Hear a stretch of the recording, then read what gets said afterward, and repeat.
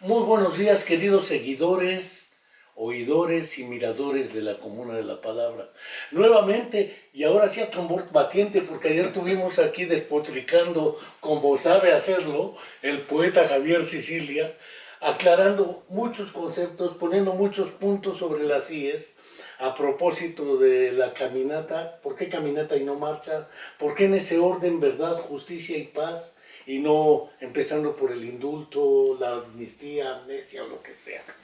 Estuvo grueso, ya sabemos cómo es ese poeta cuando le sale lo dinamitero y lo anarquista. Pero estuvo excelente. No quiero dejar de señalar que se pusieron estas dos juntas porque los tiempos de ustedes son tiempos sumamente presionados. Últimamente los de Javier, que está en todos los medios. Entonces era agarrar los tiempos en que pudieron, aunque se juntaran dos, no hay ningún problema. No quiero dejar de recordar, aunque ayer lo hice, pero como compromiso personal, cada programa, no quiero dejar de recordar que un día más, una semana más, un mes más, un año más, y la mentira histórica sobre los 43 estudiantes de la Escuela Normal Rural Raúl Isidro Burgos de Ayotzinapa, en Tixla de Guerrero, siguen desaparecidos. La deuda de Estado en términos de la verdad, qué pasó, dónde están, cómo fue. No hay en realidad gran avance y el silencio sigue y la duda también. No quiero dejar de enviar nuestro saludo a Angélica. Seguimos esperando a Viridiana y es parte de los desaparecidos y de lo que ayer comentábamos con Javier.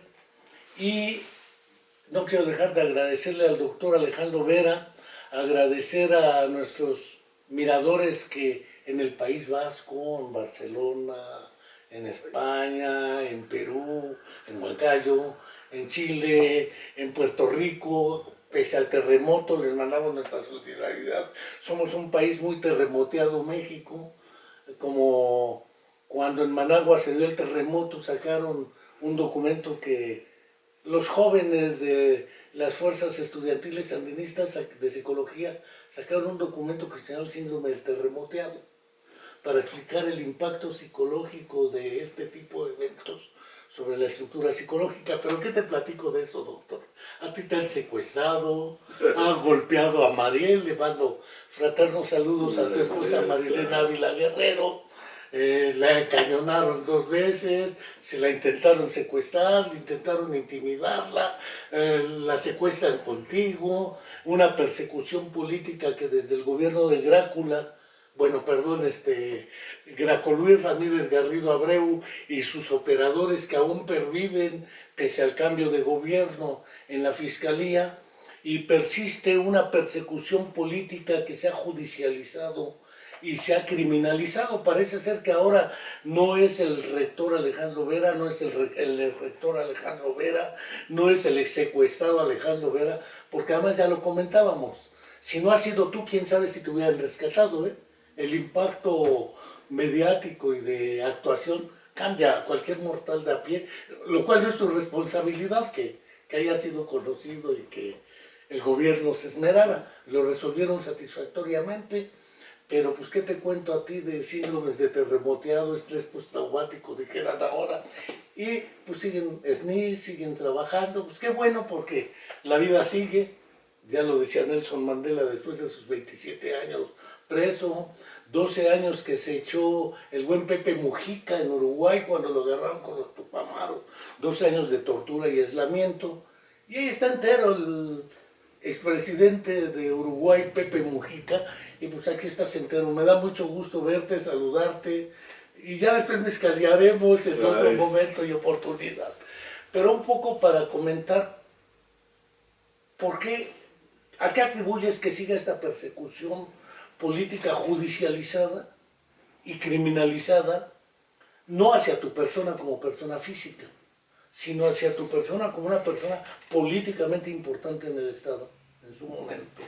Y que además por tu paso por la universidad, esta se mostró como una universidad bajo la consigna de responsabilidad social, pero con un compromiso con pueblos y comunidades. Recientemente le mando un fraterno abrazo y un saludo a la familia completita de los hermanos Santa María de la banda de Tlayacapan. Acaba de fallecer la semana pasada el doctor Artemio Santa María. Un abrazo a Cornelio, a Tomás, a todos y a los hijos y nietos, porque pues son también golpes que la vida nos da, como dijera el poeta Vallejo. ¿Y qué perspectiva le ves? Porque parece ser que no te quieren soltar, ni por equivocación, ni mediáticamente, ni jurídicamente, que en realidad le habrá dolido mucho a estos grupos de poder, dentro y fuera de la universidad, tu paso por esta.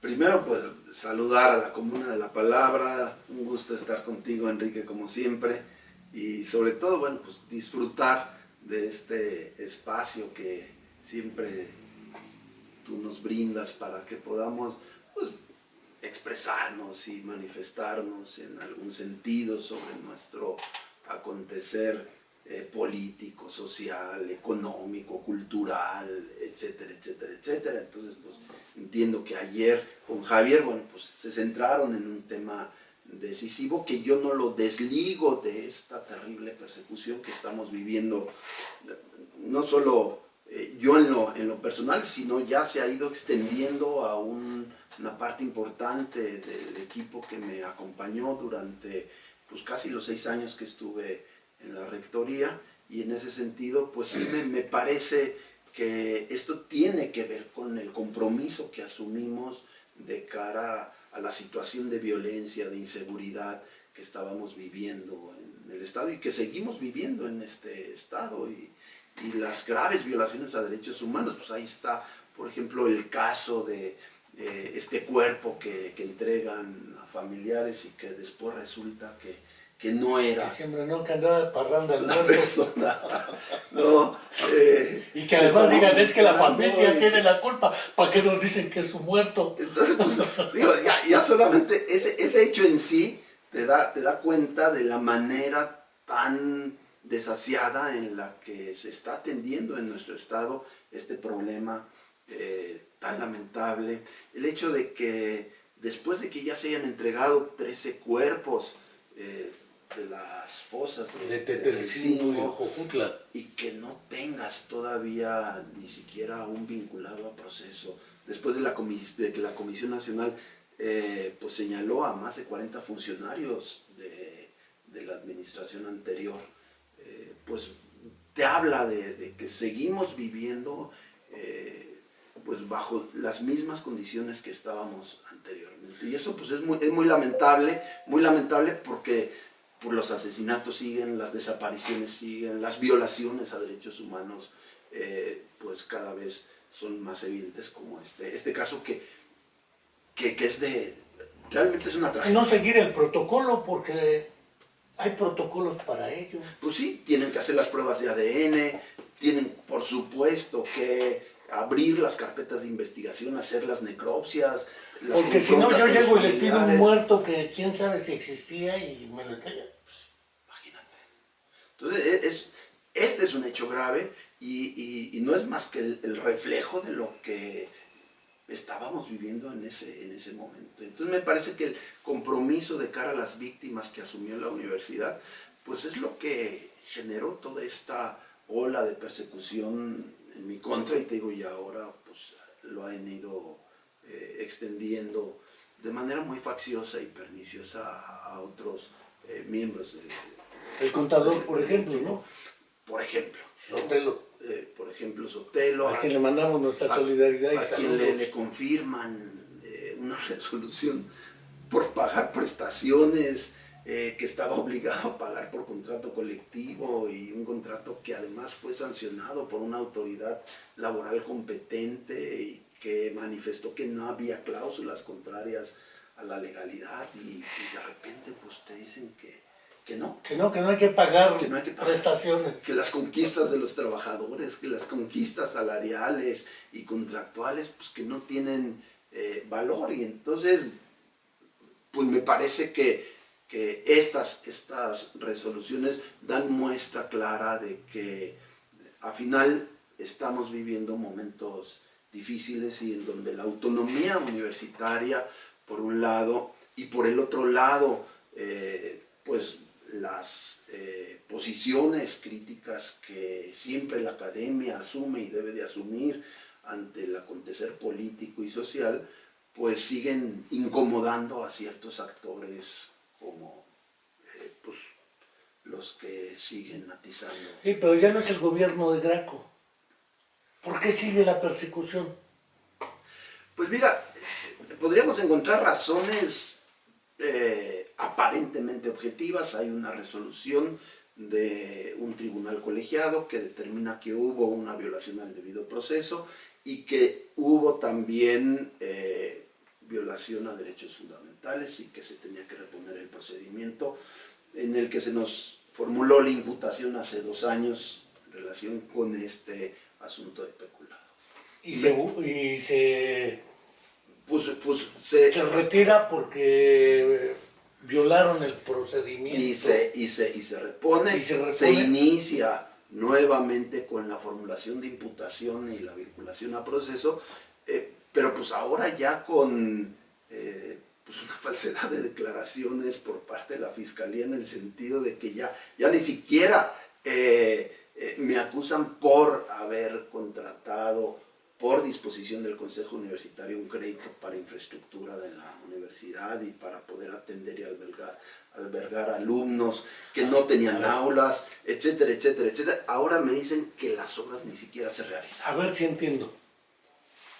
Cuando tú entras, la universidad tenía... Poco más de 21,000 estudiantes. Cuando tú sales, tiene... Más de 40,000. Es decir, dobleteaste la cantidad de estudiantes. Bueno. Eso implica un incremento de cantidad de horas de docencia. No sé si la cantidad de horas de docencia implique más maestros. Eso es un asunto más de operación administrativa, porque un maestro por horas puede dar más horas y no necesariamente incrementa el maestro. Así es. Pero implica más aulas, porque tienes que meter otros 20,000 laboratorios, etc. La universidad, por acuerdo del Consejo Universitario, determina que la universidad, que está facultada para eso en ese entonces, solicitar un crédito, ¿sí?, para incrementar la infraestructura, edificios, aulas, escuelas, regionalizar en otros lugares donde no había unidades académicas, y para eso se utilizó el crédito. Y eso ya no lo están... Fue una decisión no de Alejandro Vera ni del rector. No, fue una decisión que se toma con apego a las disposiciones legales que nos eran aplicables. Por ejemplo, la Constitución Política de nuestro Estado establece en el 121 que la universidad tiene plena autonomía para manejar su patrimonio, para disponer de su patrimonio, y la ley orgánica emitida también por el propio Congreso pues establece que el patrimonio de la universidad, entre otros, está integrado por los subsidios y las aportaciones que hace el Estado y la Federación. En ese sentido, bueno, pues se revisó pues, el marco legal aplicable, y una comisión del propio Consejo Universitario determinó que podíamos hacerlo y lo hicimos, ¿no? Y contratamos el crédito, y el crédito se aplicó en lo que se tenía que aplicar. Ahí están las 41 obras que se hicieron con este recurso. Entiendo que todavía hay algunos recursos que se están aplicando en algunas obras actualmente. Entonces, pues eso era algo que estaba en el ámbito de nuestra autonomía y que estaba en el ámbito de nuestras facultades para hacerlo. Y la otra cosa es que se dejó en garantía no el subsidio subsidio. En el contrato se establece que se deja en garantía una aportación de 200 millones de pesos que teníamos nosotros derivados de un convenio de colaboración que habíamos celebrado con la UNAM. Se dejan 150 millones de pesos en un fideicomiso, en un fondo de garantía y otro y 50 millones en un fondo de reserva. De tal forma que no es ni nunca siquiera se tocó el presupuesto federal o estatal. Nunca se tocó, porque el primer año se tenían más de 50 millones de pesos, porque además ahí metíamos los fondos propios y autogenerados de la universidad, o sea que llegábamos tranquilamente casi a 90 millones de pesos con ese fondo y lo que se pagaba, pues ni por asomo era esa cantidad. Entonces, ello debe significar, uno, no hay tal delito, sino hay perniciosamente una confabulación ahí sí para seguirte golpeando. Segundo, no te robaste el dinero y te hiciste rico comprando acciones, casas, carros, etc. Y tercero, no quebraste a la universidad, porque todavía por ahí se promueven apreciaciones que dicen que la universidad está en crisis porque te robaste el dinero. A que devuelvas lo que te robaste y la universidad saldrá de su crisis. Todo ese tipo de cosas. En el peor de los casos, hay posiciones más moderadas que dicen que si no hubiésemos crecido como crecimos en términos de expansión de nuestra oferta educativa y en términos del incremento de nuestra matrícula, pues que no estaríamos en esta crisis. Cuando tuvimos el incremento al presupuesto, te acordarás, en esa primera manifestación todavía estaba Adame como gobernador, y que resultado de nuestra lucha y de nuestro esfuerzo colectivo logramos convencer a las autoridades estatales y federales de que traíamos un déficit importante en el presupuesto, porque yo recibí la universidad con un déficit casi de 300 millones de pesos. Entonces, prueba de ello es que pues a Víctor Mora le imputaban un desfalco de... Víctor Mora, que era rector interino. Entre el doctor Bilbao y tú. Le imputaban un desfalco de casi 100 millones de pesos, lo cual nos tomó 5 años, ¿no? Llevar el asunto para demostrar que no había tal, ¿no? Pero bueno. Y René Santoveña, el psicólogo, le dejó otro déficit a Fernando Bilbao porque él no recibió así es. negros la UAM. No hay razón para pensar que la universidad tenía condiciones de solvencia económica y que pues podía tranquilamente con el incremento al presupuesto salir adelante. ¿Por qué? Porque había una cláusula particularmente muy expresa en los compromisos y en los convenios que se celebraron, en el sentido de que la universidad principalmente tenía que destinar ese recurso para el incremento de matrícula, ¿no? Ese incremento que se nos dio en aquella ocasión de casi un 100% de subsidio estatal y casi un 50% de subsidio federal, o sea, con lo cual nuestros recursos pues mejoraban, y con esos recursos pues había el compromiso expreso de incrementar la matrícula. Y eso fue lo que hicimos, ¿no? Ahora, también hay que señalar que el recurso público tú no lo puedes ahorrar. Tú no puedes decir, voy a guardar este recurso para que cuando me vengan las vacas flacas yo lo pueda utilizar. No, si tú no te lo gastas en el ejercicio, te lo recogen y después te bajan el presupuesto a lo que ejerciste. Entonces, pues el recurso había que ejercerlo, y había que ejercerlo en ese año. En ese año y para el incremento de matrícula que se tenía. Ahora, te acordarás que ya había para entonces un déficit de infraestructura importante en la universidad. Farmacia no tenía aulas, no se había terminado diseño, ¿no? Artes, no se tenía las instalaciones de ciencias químicas, ingeniería, y eran insuficientes. Estaba el Centro de Investigación en Biodiversidad y Conservación en condiciones muy lamentables, había habido un incendio, las condiciones eran paupérrimas para el trabajo tan importante que estaba realizando ese centro, y bueno, pues allá están las obras. Nadie puede decir que no eran necesarias. Claro que eran necesarias esas obras, porque teníamos estudiantes que no contaban con espacios áulicos, académicos y de investigación adecuados. Entonces, creo que estaba más que justificado. Y por el otro lado, la presión que teníamos del contexto de abrir más espacios educativos. ¿Por qué? Pues porque estábamos recibiendo solamente una tercera parte de la demanda que teníamos en ese momento. Entonces, bueno, pues fue una decisión que asumimos en el seno de un proyecto y acompañado por un grupo de académicos y de trabajadores, y que, bueno, pues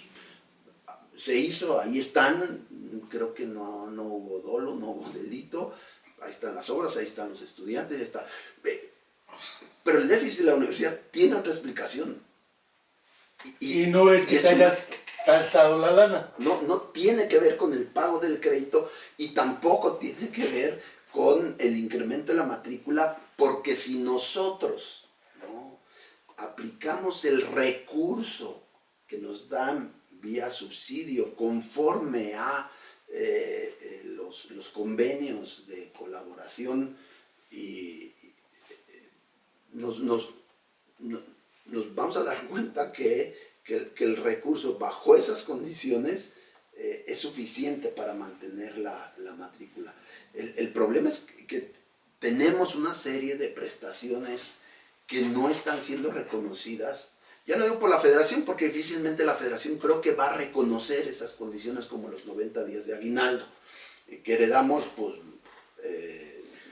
Cada negociación sindical, yo me acuerdo, pues Gustavo y yo. Antes de que los tres rectores, porque en las fantasías animadas de ayer y hoy, llegué a leer 2 artículos que decían: es que los psicólogos son muy brutos para administrar la universidad. Como 18 años psicólogos fueron rectores, el psicólogo René Santoveña, el doctor Fernando Belbao y tú, 6 por 3, 18 años, pues los psicólogos son muy brutos, quebraron a la universidad. Hasta esas fantasías aparecieron mediáticamente, Pues, que son torpezas analíticas. Digo, solo basta con hacer un análisis serio de la situación financiera de la universidad y cómo han ido creciendo exponencialmente ciertas partidas de gasto en donde pues no contamos con recursos. Por ejemplo, Jubilados y pensionados. Jubilados y pensionados. Millones de pesos a Gustavo, y pensaría que está por Esos arriba. no se los aporta la universidad. Nadie Es decir, ese es un déficit real en términos de que la universidad, quién sabe dónde saque, aparte de los 90 días de aguinaldo, jubilados. Para aguinaldo te dan 40 días. Los otros 50 los tiene que sacar la universidad donde pueda. Decíamos jubilados y pensionados. Todo ese dinero lo tiene que sacar la universidad, más otras prestaciones, llantas, lentes, dentista, todo ese tipo de cosas. ¿Y cómo lo enfrentan otras universidades? Pues echando el costo de esas prestaciones pues a los estudiantes y a sus familias. Instituciones. Pues sí. Y servicios. Y servicios. Cosa que no hizo la Universidad de Morelos. No, o sea, nosotros asumimos un compromiso de cara a las condiciones sociales y económicas de nuestros estudiantes y de sus familias, y bueno, pues me parece que es la manera más perniciosa de querer resolver el problema, incrementando el costo de la matrícula y derivando ese déficit pues a las familias. Creo que la lucha tiene que ser al interior del Estado. Quien tiene que darle el diferencial de aguinaldo. Y quien tiene que asumir las pensiones y jubilaciones es el propio Estado. Por dos razones. El Estado de Morelos, no el Estado como... El Estado de Morelos. No como Estado-nación. ¿Por qué?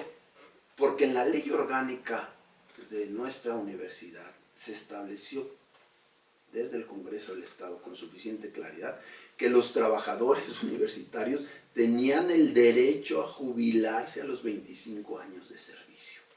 Y más aún que los trabajadores universitarios tenían ciertas condiciones que eran condiciones en otro tiempo pues no implicaban un mayor gasto para la institución, pero en este momento pues el gasto es exorbitante. Inmanejable. Inmanejable.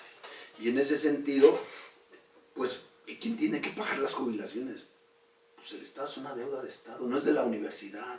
Estaba en la ley orgánica. Por lo menos aprobada por el Congreso. Por lo menos hasta el 2008, las jubilaciones estaban en la ley orgánica por acuerdo del Congreso del Estado. Ahora, dice los 90 días, los trabajadores universitarios no tienen por qué ser la excepción. En el Estado se pagan 90 días de aguinaldo, no solo a los trabajadores de la educación, a todos los trabajadores del Estado. Entonces, ¿por qué los trabajadores universitarios tienen que hacer la excepción? Y en ese sentido, Fernando creo que asumió una posición muy congruente en el sentido de decir, bueno, sí, nosotros no somos trabajadores ni de segunda ni de tercera. Si aquí se pagan 90 días se tienen que pagar a los trabajadores universitarios, y él asumió ese compromiso con la clase trabajadora y lo cumplió. Pero ¿quién tiene que dar los 50 días de diferencia? El Estado. Entonces, mientras no lo quieran dar, mientras no quieran pagar esa deuda histórica, la universidad va a seguir incrementando su déficit. Sí, porque incrementan jubilados y pensionados. Uno, y además, pues la inflación, la universidad tiene un crecimiento dinámico. Las matrículas se normalizan en algunas carreras, apenas en este ciclo escolar se empezarán a normalizar, porque tú una vez que le abriste espacios educativos a un grupo de estudiantes, por ejemplo, turismo, pues ya asumes el compromiso para 4 o 5 años. Mientras sale la primera generación. Y después, como van entrando, pues sí. Entonces, pues es dinámico el asunto. O sea, por eso desde la NUYES siempre se estuvo pugnando por presupuestos plurianuales, para que las universidades pudieran tener la certidumbre de incrementar sus matrículas, sabiendo que ya iban a contar con un presupuesto para esos efectos, pero nunca se ha querido... Vamos, ni la 4T. Plantan a abrir 100 nuevas universidades en vez de apoyar las que tenemos. Pues digo, ahí no sé, ya estoy fuera del entorno y de la discusión que se está dando al seno de la NUYES. No sé cuál sea la posición de la NUYES actualmente. Pues sería bueno que algún día el rector estuviera aquí contigo y también nos diera más información de cómo está viendo la situación en el contexto de la política, no solo del Estado, sino nacional, ¿no? Ahora, regresando un poco a la persecución. ¿Por qué la persecución? Es decir, ¿por qué la persistencia, que no es de ahora, empezó con el gobierno anterior? ¿Por qué el gobierno anterior te retenía el presupuesto que de la federación llegaba para acá? Porque el presupuesto no llega directamente a la universidad. Bueno, fuera. Llega al gobierno del Estado y el gobierno del Estado te lo tiene que retransferir. Te acordarás que cuando retuvieron el presupuesto en 2 ocasiones, El secretario Michel Luna lo decía así con toda la desfachatez del mundo, es que el rector se lo gasta. Entonces no se lo doy. Y se lo está robando, entonces no se lo doy. Sin tener ningún dato de prueba, ¿no? Y entonces y no es su facultad, además. Y por no darles cuotas sindicales al sindicato administrativo. ¿Te acuerdas que me acusaron de abuso de confianza y me metieron a la cárcel de manera arbitraria? Pero ¿cómo les vas a dar? Pues si ni siquiera teníamos presupuesto, no estaban recibiendo dinero. ¿Cómo entregas las cuotas sindicales si ni siquiera tenías para los salarios? Entonces, situaciones que se... Y en cuanto llegaba el dinero, pues a pagar salarios, que era lo primero. Y en ese sentido me parece que se construyó un discurso para justificar. Iniciamos acciones legales y luego en diciembre de 2017, recuerdo perfectamente bien porque lo hablé con Gustavo, de que ya estaban por salir las resoluciones, porque ya un tribunal había determinado que era ilegal la retención del presupuesto de la universidad e iba a haber ya algunas sanciones, no solo de carácter administrativo, sino también penales contra aquellos que habían retenido ilegalmente el presupuesto. Y chantajean al rector, ¿no? Que si no quita las demandas no le iban a dar los 50 millones de pesos que le estaban ofreciendo para el cierre del ejercicio. O sea, es decir, te cambio estas canicas por estas otras canicas, ¿no? Pero te cambio una condición ilegal, ¿no? Perdona y retira la demanda, ¿no? A cambio que te dé 50 millones de pesos. Para que salgas el fin de año. Entonces, me parece que fue una manera muy perniciosa y por supuesto el rector estaba en una situación crítica, difícil, ¿no? Y como todos los rectores lo estamos cada cierre de ejercicio. Me acuerdo de Fernando, que había veces que hasta el 24 y el 31 pues, se la pasaba en la federación buscando el recurso, ¿no? Y me acuerdo en alguna ocasión me decía que con la diputada Rosalina ahí estuvo casi toda la noche y la madrugada viendo cómo sacaban recursos para pagar prestaciones de fin de año. Entonces, siempre estamos así y por supuesto creo que las condiciones se han ido agudizando, pero ¿por qué? Pues porque cada vez hay más jubilados, porque cada vez no se va incrementando esa plantilla y se vuelve algo inmanejable. Entonces, esa es la situación, ¿no? Esa es la situación. Si ahorita le dieran, ¿no?, al rector, ¿no?, una cantidad, ¿no?, de incremento al presupuesto como la que nos dieron a nosotros, no podría aplicarlo para el pago de jubilados. Sería, o sea, para matrículas, etc. No podría aplicarlo para el pago, porque ahora con la nueva ley de disciplina financiera realmente la tiene muy complicada. Ya por ahí salió un artículo muy interesante del rector de la Universidad de Oaxaca, pues justamente diciendo, no le han querido entrar a confrontarse con los sindicatos y con la clase trabajadora, pero tienen totalmente inmovilizados a los rectores ahora con la nueva ley de disciplina financiera, porque en el momento que tú tomas recursos para cubrir esos compromisos contractuales, pues quedas en el banquillo de los acusados. Así estás tú. Sí. Pero además de ese manejo estructural y casi maquiavélico,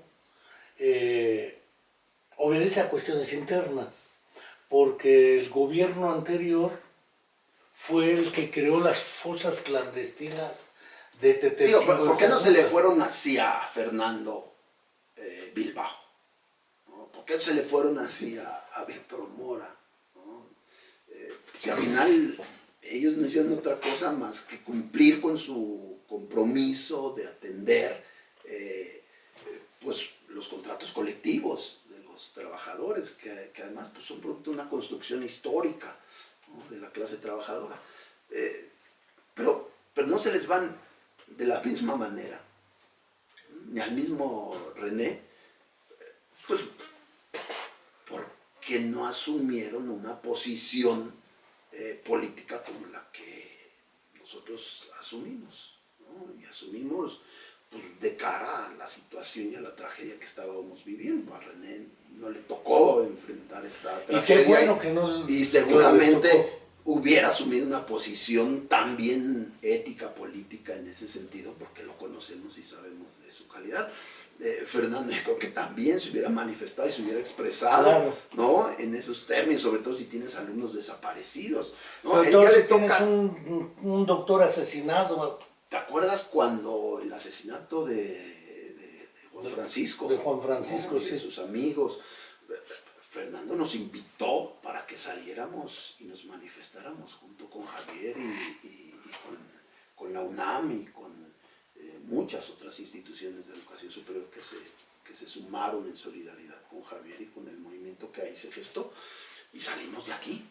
¿no? O sea, Fernando también asumió una posición en ese sentido, pero a él ya le tocó de salida, ¿no? ya le toca de salida, y en cuanto hubo un acto así, ¿no? y un asesinato como el que se dio, él convocó y él invitó a que... Es que es curioso, participa la universidad, cuando tú eres rector, en la exigencia de aclaración y de aparición con vida de los 43 estudiantes de la Escuela Normal Raúl Isidro Burgos de Ayotzinapa. ¿Sí? Bien, o sea, se hizo la marcha, nos acompañó la banda de Tlayacapan.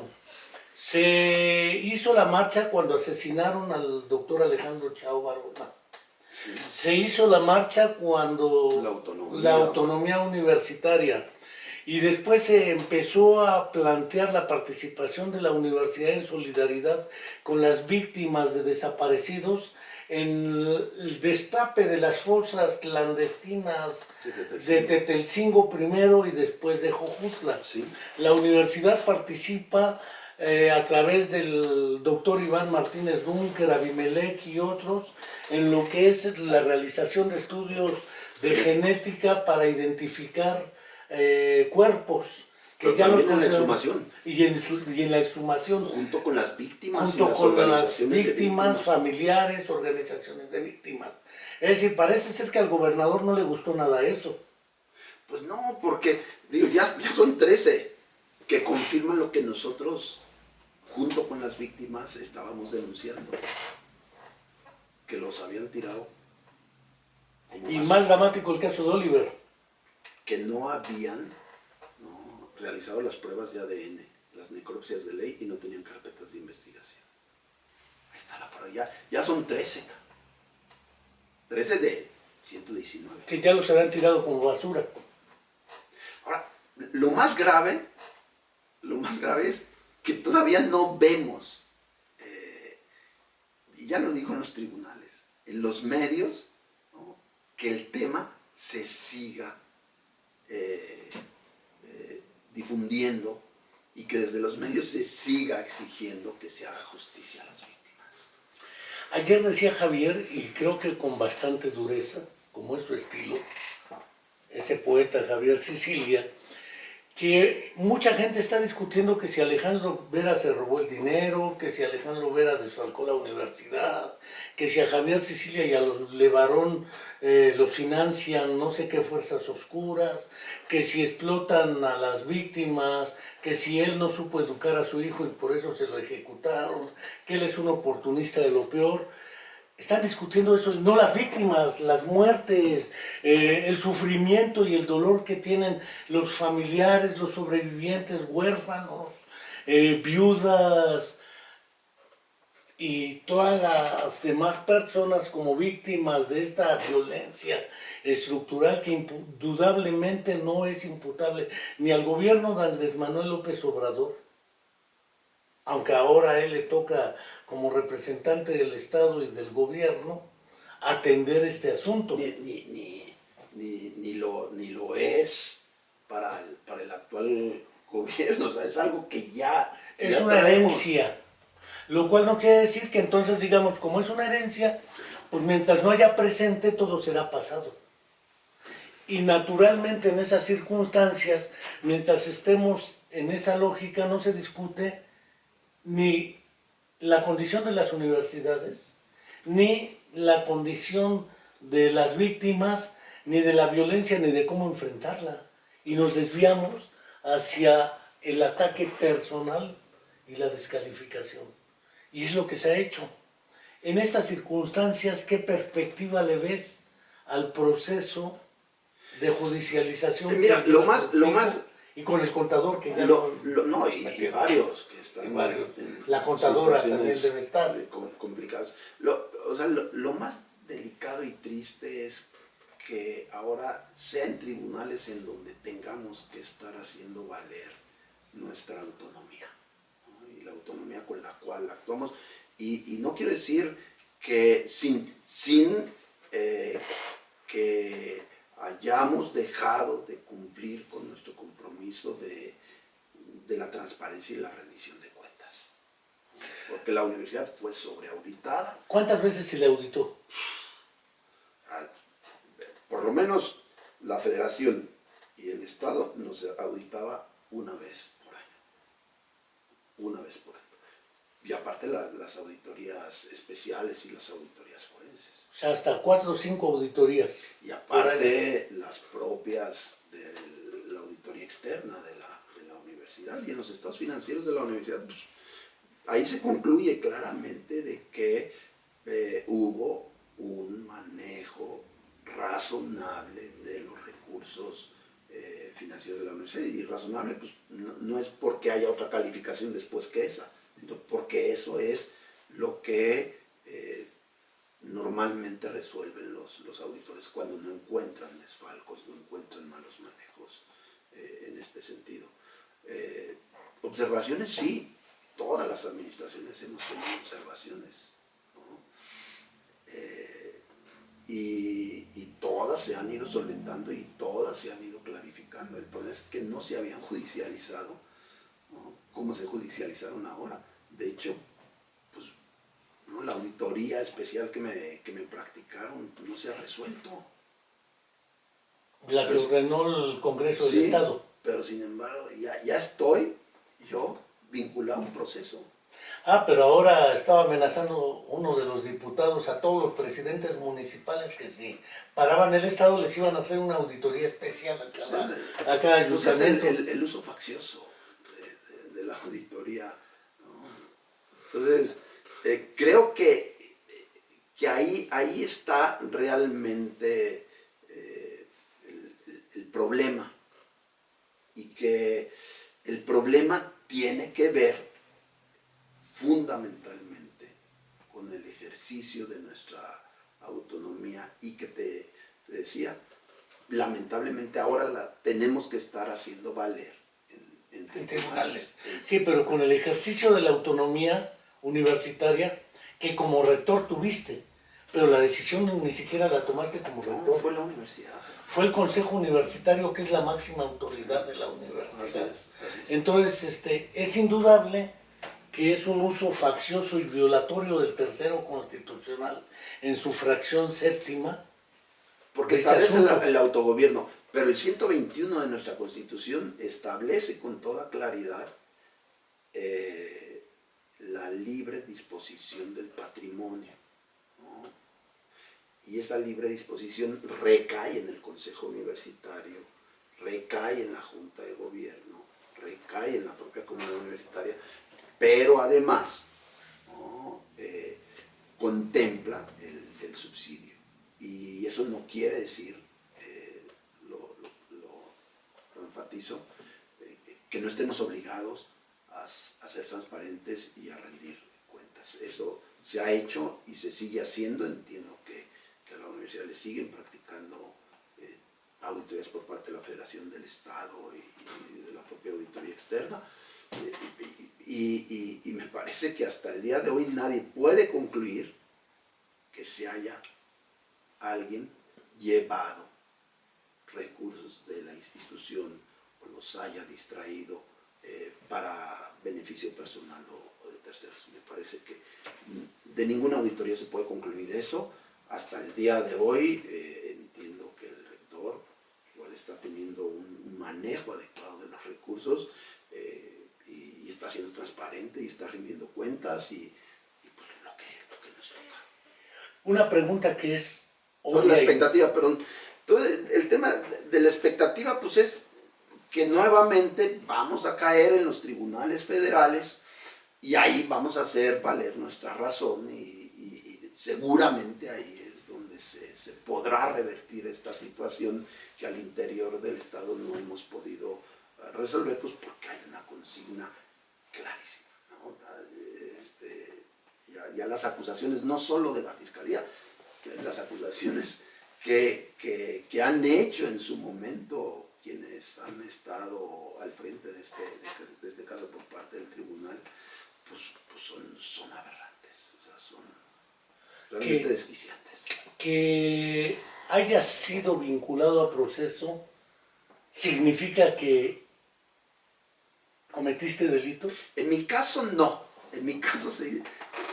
¿Qué significa estar vinculado a proceso? Pues que te van a iniciar un proceso para ver si eres o no eres culpable. Pero no eres culpable ya. Pues no, y por eso te digo, en mi caso lo que significa es un agravio y una violación a mis derechos y a la autonomía universitaria, y es una clara violación al debido proceso nuevamente, ¿no? ¿Por qué? Porque se ha extralimitado la Fiscalía y con falsedad de declaraciones ha construido, y sin aportar datos de prueba, ha construido algo que no corresponde con la verdad, porque pues tan solo bastaba con que le dijeran a la universidad que entregara la información sobre las obras para que esa afirmación tan lamentable que hizo en el proceso, pues la retirara. Es curioso porque, recapitulando todo lo que has señalado, no cabe duda que la Fiscalía había toda una intencionalidad, en este sentido. Y por el otro lado, pues, también por parte de la Fiscalía Anticorrupción, ¿no? Pues, a ver, ¿cómo te explicas que el Congreso elige como fiscal anticorrupción al que fue el director jurídico de Graco? Al que estuvo, ¿no?, como abogado del gobierno del Estado, de repente ya está de fiscal anticorrupción. Pues eso es una indecencia. Eso es algo que a todas luces te habla de que pues va a responder, ¿no?, por cosas no solo de Graco, sino por cosas que él mismo seguramente firmó y avaló. Pero eso es indecente. voy a hacer un doble salto de la muerte y sin red. Voy a hacer pregunta de psicólogo a psicólogo. ¿De qué estructura de personalidad te vales? Persecución política, judicialización, secuestro, amenazas de secuestro y de muerte de tus hijas, amenazas de secuestro y de muerte de tu esposa.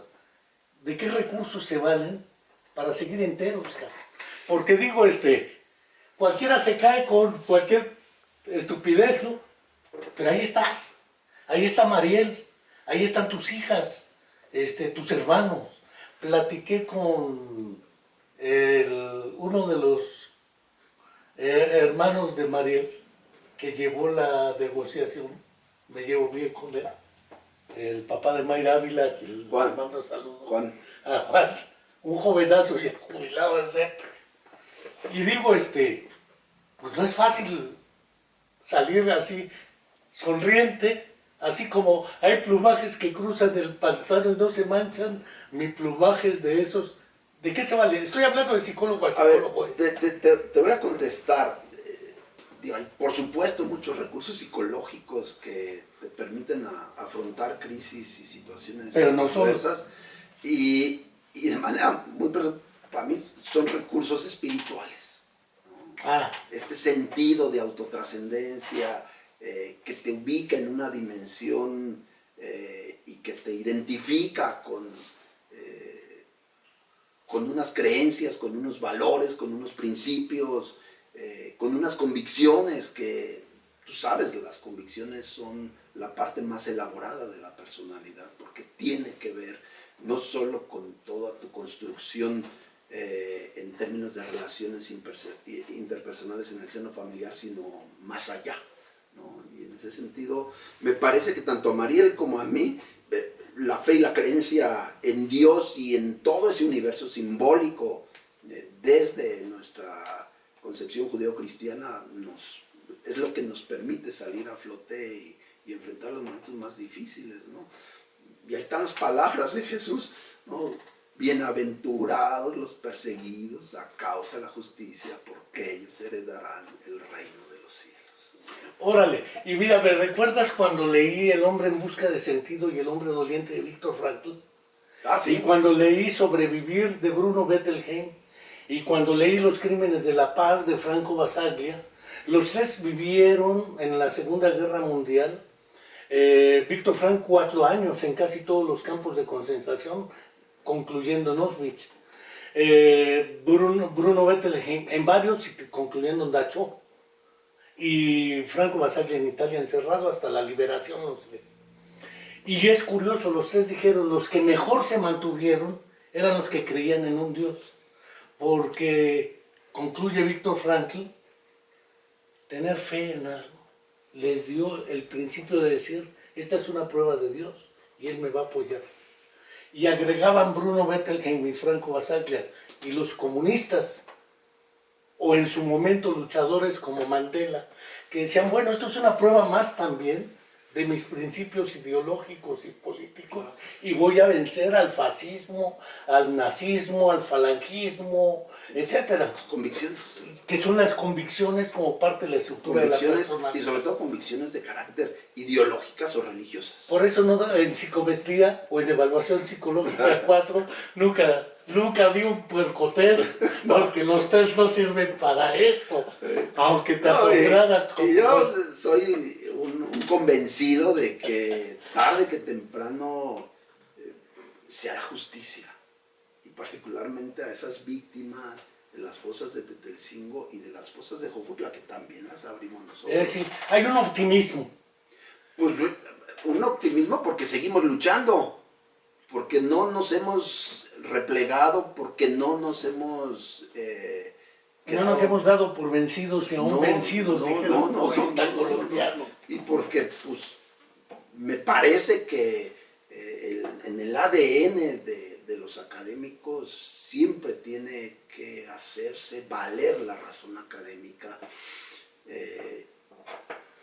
por encima de la razón política. Creo que las universidades en distintos momentos y los académicos, intelectuales de donde se nutren, pues se han enfrentado pues, al poder de la Inquisición y a otros poderes formales y han hecho valer, ¿no?, la razón, y me parece que la razón está de nuestro lado.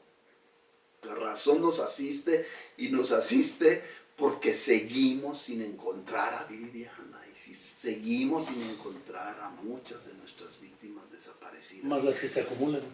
Más las que se acumulan y se siguen acumulando, ¿no? Y seguimos viendo cómo pueden asesinar, como lo están haciendo, y en ese sentido es un rechazo al mal que hacemos desde nuestra práctica profesional, desde nuestra práctica intelectual y académica, pero también pues desde nuestra práctica ideológica, política, religiosa, etcétera, etcétera, etcétera. Yo creo que aquí somos muchos los que estamos sumados y sumados por convicciones muy particulares, en que o sea, eso no podemos relativizar. Y ya prácticamente llevamos la hora. Qué curioso. Me voy a salir del papel de psicólogo o de epistemólogo, pero sí me interesan dos cuestiones como para cerrar esta charla. ¿Qué sigue? Porque son jóvenes María Elena Ávila Guerrero y Alejandro Vera. Y si son jóvenes, no sigue el irse a sentar en un Porsche y ver pasar la tarde, transcurrir las horas y sentir el viento sobre el rostro. Supongo que hay mucho más que esa sensación de calma y sosiego y ver pasar las horas. ¿Qué sigue y qué mensaje nos mandas desde la experiencia que han vivido y que aún sigues viviendo para los que no tenemos esa desgracia? Porque también las desgracias educan, forman, templan la personalidad, ¿sí? Entonces creo que vale la pena ir cerrando con esas dos cuestiones. Lo que sigue es luchar. Luchar desde nuestros espacios, ¿no? Obviamente. Yo tenía una voz cuando estaba al frente de la universidad y yo llevaba esa voz. Ahora no me toca a mí asumir esa posición. Hay un rector y él tendrá que responder a los desafíos ético-políticos que se le presenten, que se nos presentan, ¿no? Como una institución pues, comprometida con el pueblo, con la gente, con las comunidades, con las víctimas, en fin, y bueno, pues a él le toca.